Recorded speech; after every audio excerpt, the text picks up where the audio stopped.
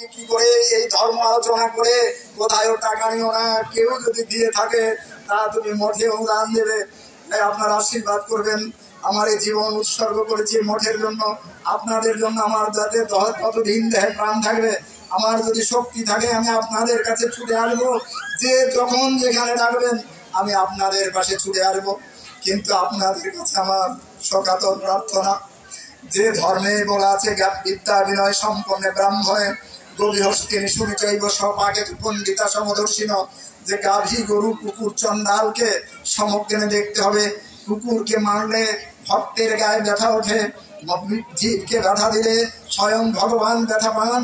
তাই আপনারা যদি কাউকে কষ্ট দেন, কোনো প্রাণীকে কষ্ট দেন, তাহলে স্বামী জীবানন্দ কষ্ট পায়, স্বয়ং ব্রহ্ম কষ্ট পায়। যত জীব তত শিব। অহং বস্যানরভূতা প্রাণিনাং দেহমাশ্রিত প্রাণপানাং সমাযুক্তা পচামি অন্নং চতুর্বিধম। আমরা যে অন্নগুলা ভক্ষণ করি সে অন্নটাও তিনি আপনার হজম করেন। তাই তিনি উপরে, তিনি নিচে, তিনি পার্শ্বে, তিনি সর্বভূতে। আমাদের এই নয়নে যা কিছু দেখি সর্বভূতেই তাকেই দেখি। আমরা যে আমার চোখে যতদিন যা কিছু দেখবো, হে প্রভু আমি যেন তোমারই রূপ দর্শন করি, আর তোমাদেরই যেন আমার থাকে মতি। তোমরা সকলে আমার এই আশীর্বাদ করো যাতে আমার গুরুপদে মতি থাকে। আমি জন্ম জন্মান্তরে যেন তোমাদের সঙ্গ পাই। তোমাদের সকলের মঙ্গল কামনা করে আমার আলোচনা এখানেই রেখে দেব।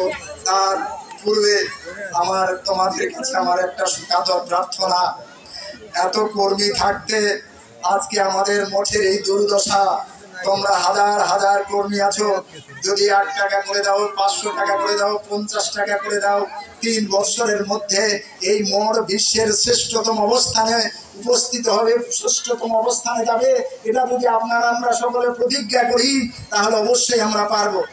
আমি সকলকে দেখাতে পারবো না, আমার 2-1টা ছাত্রকে আমি প্রতিজ্ঞা করাই। আমার পাশে একটা নিবেদিত প্রাণ আছে, সিএনজি চালায়, মামা সুবল মামা দাঁড়াও।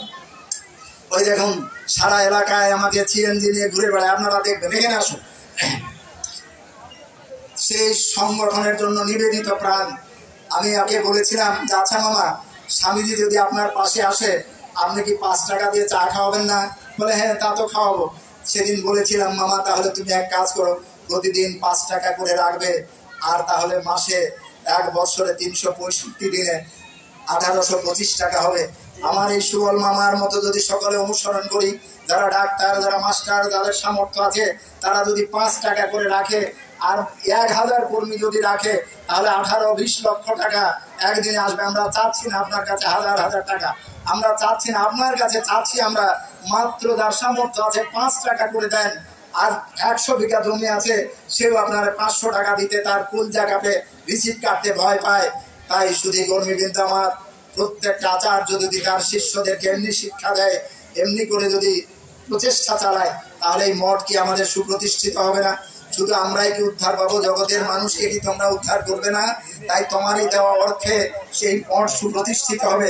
তাই আপনাদের কাছে সকাতর প্রার্থনা আমার, মায়ের আমার, তোমরা যদি প্রতিদিন 1 মুঠ করে চাউল রাখো, 12 মাসে 12 কেজি চাউল হবে গো। আর 12 কেজি চাউল যদি তুমি মঠে পাঠাও, তাও 60 জন মানুষ তোমার সেই অন্নে জীবন ধারণ করবে, তৃপ্তি পাবে। তাই আমরা প্রতিজ্ঞা করব, যার যে সামর্থ্য আছে সেই সামর্থ্য অনুযায়ী আমরা মঠে অনুদান দেব। আপনারা কি প্রতিজ্ঞাবদ্ধ যে আমরা সামর্থ্য অনুযায়ী মঠে অনুদান দেব? সকলে ওঙ্কার ধরে উদ্ধৃতি দিয়ে বলেন ওম শান্তি, ওম শান্তি, ওম শান্তি। আমি যখন আমার ছাত্রদের কর্ম দিই, তার শেষটা আমি আপনাদের বলে দিচ্ছি। কর্ম দেওয়ার পরে বলি, বলো যে আমি প্রতিদিন কর্ম করব, বাবা মা গুরুজনদের প্রণাম করব, গীতা অধ্যয়ন করব, আর সামর্থ্য অনুযায়ী মঠে অনুদান দেব।